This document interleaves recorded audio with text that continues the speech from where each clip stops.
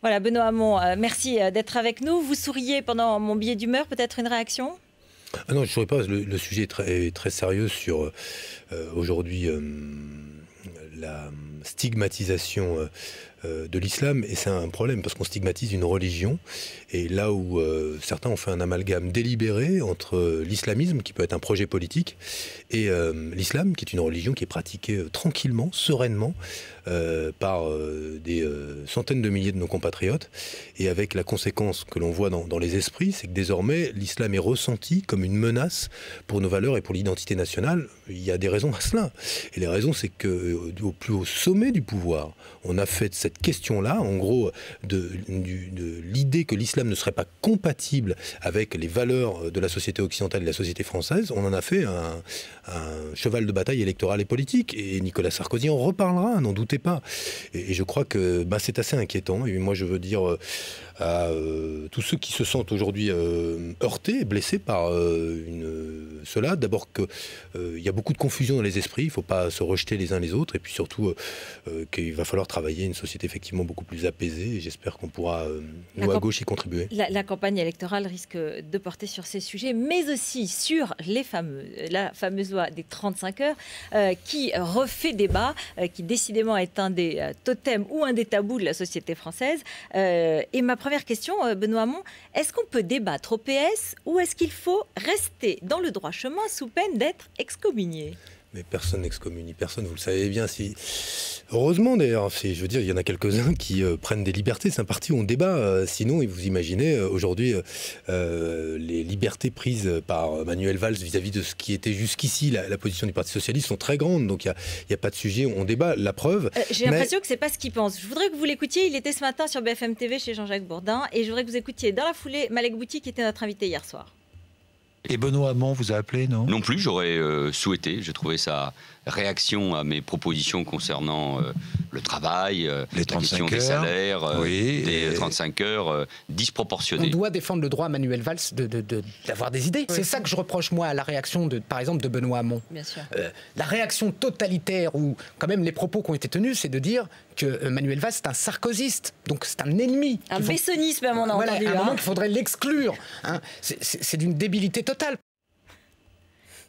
Ça débat effectivement, mais... Oui, mais bon, moi je voudrais franchement, dire que votre Manuel, réaction, elle a été quand même... Mais attendez, vous croyez qu'il m'a appelé, lui, avant de faire une proposition pareille, qu'il a appelé un dirigeant socialiste? Pas du tout. Il fait une proposition, et j'aimerais qu'on revienne sur le fond. On va y revenir juste sur la forme, juste sur la forme. Mais vous n'avez pas gaffé en disant qu'il faut qu'il rentre dans le droit chemin. Les primaires, c'est pas le débat. Le sujet, c'est pas la réaction de Benoît Hamon, c'est... que propose aujourd'hui Manuel Valls? Mais que répondez-vous juste sur ce sujet? On va passer au reste. Non, mais je veux dire, quand on entend l'excès dans le Malek Bouti sur totalitaire, etc., je dis juste que quand on reprend comme slogan pour soi, travailler plus pour gagner plus, c'est le totem du sarkozysme économique. Et il a échoué. Je dis qu'aujourd'hui, à mes yeux, la modernité, ça n'est pas de reprendre le totem du sarkozysme économique. Voilà. Mais on a le droit de débattre au PS, donc. Parce que... vous, c'est arrêté, c'est une blague. Parce que les élections primaires, ça va être ça. Non, mais évidemment, et qui a voulu les primaires? J'étais un des premiers à vouloir les primaires, donc on n'empêche personne de débattre. La question, c'est, aujourd'hui, est-ce que les propositions qu'on met en débat sont un progrès? Est-ce qu'elles appartiennent à, on va dire, à ce qu'est le patrimoine de la gauche ou pas? Et c'est de ça dont on va parler sur les 35 heures, et j'espère qu'on va pouvoir revenir sur cette idée selon laquelle il faut augmenter la durée légale du travail, parce que je voudrais faire la démonstration des conséquences que ça va avoir pour les Français. Eh bien, je vais vous laisser le faire, puisque, effectivement, Manuel Valls dit on va rajouter 2 à 3 heures et augmenter en même temps les salaires. D'abord, il faut imaginer la situation. Il y a des gens qui travaillent aujourd'hui plus de 35 heures et qui font des heures supplémentaires. Ce qui veut donc dire que si on augmente la durée légale du travail, les heures supplémentaires qu'ils faisaient, qui étaient majorées, ces heures vont devenir des heures ordinaires, donc pour eux, ce sera une baisse immédiate de salaire. Il y a tous ceux pour qui ils faisaient 35 heures et aucune heure supplémentaire et qui vont donc devoir travailler 3 heures de plus. Alors ils vont évidemment être payés 3 heures de plus, il faut le souhaiter. Il faut souhaiter que ce ne soit pas 38 heures payées 35, mais de ce point de vue-là, pour toutes les entreprises qui ne faisaient pas faire d'heures supplémentaires pour leurs salariés, il faudra faire travailler tout le monde 3 heures de plus. Donc, les embauches qui pouvaient être programmées ne seront plus programmées et seront annulées, voire l'augmentation de la durée du travail pour être absorbée, qui va augmenter le coût du travail, peut conduire à des licenciements. Et dernière chose, Les cadres, on n'imagine pas qu'on va augmenter la durée légale et que ça ne concernera pas les cadres. Les cadres pour qui faisaient 45-50 heures et à qui on a dit on ne va pas vous passer à 35 heures parce que vous continuerez à faire 45 ou 50 heures, donc on va vous faire des forfaits RTT. Des forfaits RTT, ce sont des jours RTT. Est-ce que ça veut donc dire aussi qu'on supprime ces jours RTT pour les cadres, ces jours RTT dont ils profitaient, peut-être pas tous, mais pour beaucoup, qui ont permis à l'industrie des loisirs de se développer, de créer des dizaines de milliers d'emplois. Je veux dire, les conséquences d'une mesure qui consisterait à allonger la durée du travail, ce serait probablement des emplois qui devaient être créés, qui ne seront pas créés dans des entreprises, parfois des licenciements, des baisses de salaire pour ceux qui faisaient des heures supplémentaires mais n'en feront plus. Pourquoi ? Parce que leurs heures seront des heures ordinaires. C'est donc une mesure qui est une mesure dont je ne vois pas bien, je le dis, la logique économique et surtout qui aura un coût social considérable. Et c'est ce coût social que je veux pointer. Et je crois qu'il y a un peu d'improvisation dans cette proposition-là, et un peu d'improvisation parce que je ne vois pas aujourd'hui en quoi il y aurait un progrès à tout cela. Et là où je voudrais dire, Manuel Valls, comme aujourd'hui la droite, qui est celle qui veut remettre en cause les 35 heures, on va y venir, on va voir les arguments de Jean-François Copé. Il ne faut pas en rester aux idées des années 70, 80, 90, mais revenir à la durée légale qui est celle des années 80. En quoi c'est moderne de faire un bond de 30 ans en arrière ? Alors, expliquez-moi en quoi c'est moderne. C'est au nom de la compétitivité économique, du rattrapage qui a été fait par l'Allemagne de nos performances, et notamment dans la durée du travail et dans les prix des produits. Je vous propose d'écouter Jean-François Copé. Il a justifié précisément pourquoi c'était important d'y revenir. Pour l'État, en termes de finances publiques, on n'a absolument plus les moyens de payer de tels allègements de charges au regard de la contrainte budgétaire et de ce que font les autres pays d'Europe. Ça pose un problème de compétitivité aux entreprises. Il n'y a plus un seul pays en Europe qui aujourd'hui a de telles contraintes en matière d'organisation du travail. Ça pose un problème pour les salariés, aussi bien d'ailleurs dans l'entreprise que dans l'administration. Manuel Valls avait également lancé ce débat dans son parti, ce qui prouve bien qu'au-delà d'ailleurs des sensibilités politiques, ce débat, notamment dans la nouvelle génération, est un débat qui est aujourd'hui très, très présent. Et une drôle de nouvelle génération. On a beau appartenir à la même génération, ça ne fait pas une identité politique. Je suis de la même génération, encore je dois être plus jeune que Jean-François Copé. Je n'ai pas l'impression qu'on voit le monde de la même manière. Ces affaires de génération, c'est parfaitement absurde. Sinon, si on se reconnaissait entre types qui ont 40 et 45 ans, ça ne fait pas une identité politique. Donc c'est stupide. Mais c'est pas grave, je laisse cet argument à Jean-François Copé. Je veux juste dire quand même... Alors sur le fond, il dit pour les finances publiques, pour la compétitivité des entreprises... Il nous propose donc de faire de la modération salariale et de baisser les salaires. Voilà ce que propose Jean-François Copé. L'objectif d'améliorer la compétitivité, ça passe selon lui par quoi ?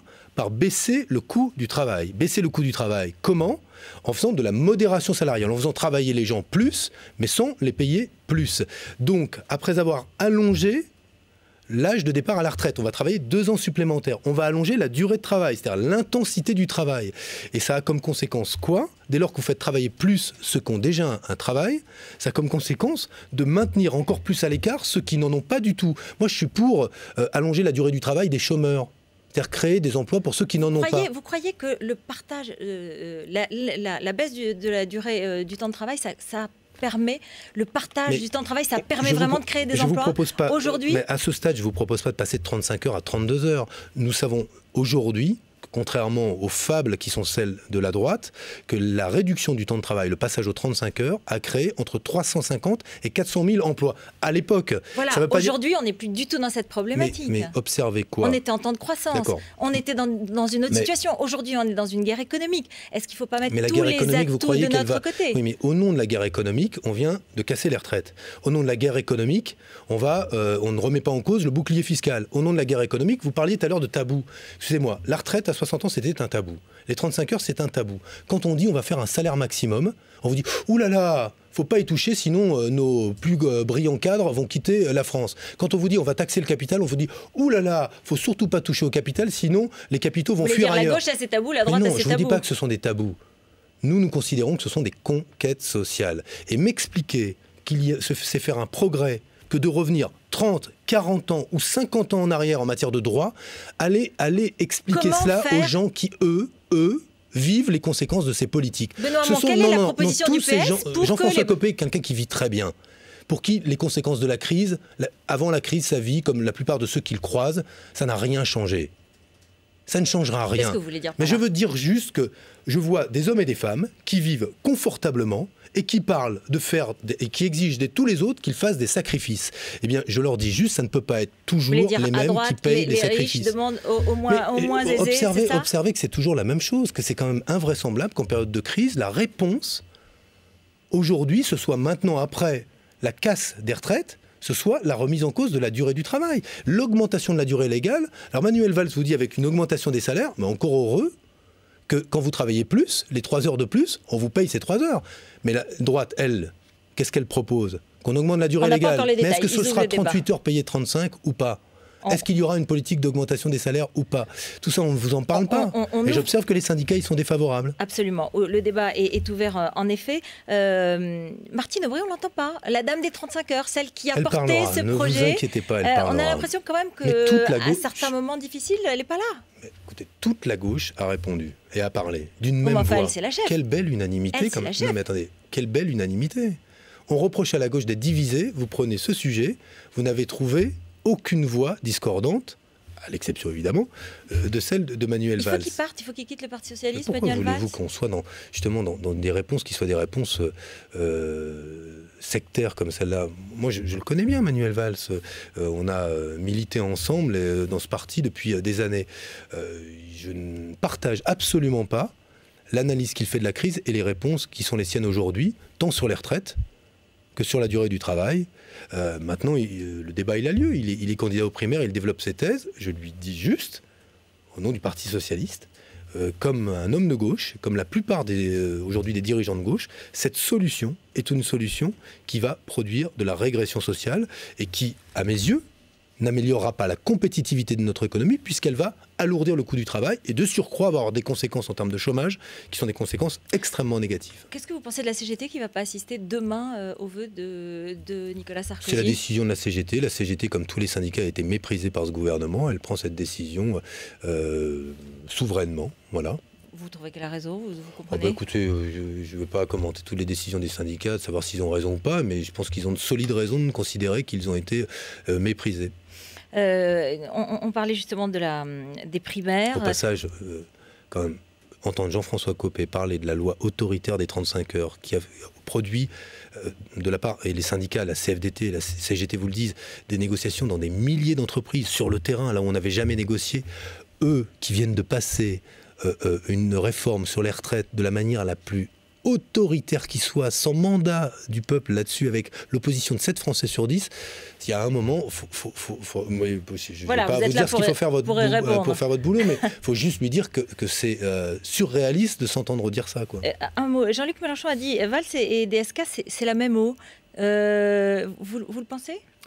Écoutez, sur ce problème, sur les 35 heures, sur la remise en cause, je cite, des conquêtes sociales. Mais c'est quand même difficile d'aller de mettre dans le même sac Dominique Strauss-Kahn, qui est un des pères des 35 heures, qui ne s'est pas exprimé sur le sujet, mais sans vouloir trahir un secret, il n'y a pas une feuille de papier à cigarette. Vous avez vérifié ? Moi, c'est ma conviction, mais Mais c'est-à-dire quoi ? Martine Aubry a parlé avec Dominique Strauss-Kahn, elle s'est assurée qu'il n'allait pas parler là-dessus, comme sur les retraites. Ou alors posez-lui la question et à ses amis. Écoutez ce que disent ses amis, qui sont quand même informés, ou comme le porte-parole du Parti Socialiste. Je pense que là-dessus, Dominique Strauss-Kahn, en tout cas, est très très loin de Manuel Valls. Donc Martine Aubry a parlé avec Dominique Strauss-Kahn et elle s'est assurée qu'il n'allait pas parler, c'est ça ? En plus, c'est vraiment prendre l'histoire par le petit bout de la lorgnette. Je n'en sais rien du tout. J'imagine qu'ils se parlent régulièrement. Mais si ça devait faire une info et pas le reste, c'est-à-dire l'explication en quoi le passage à 38 heures, ça se ferait plus de chômage et des baisses de salaire, ce serait dommage. Vous l'avez largement dit. Merci beaucoup, Benoît Hamon. Merci, Rotel Krief.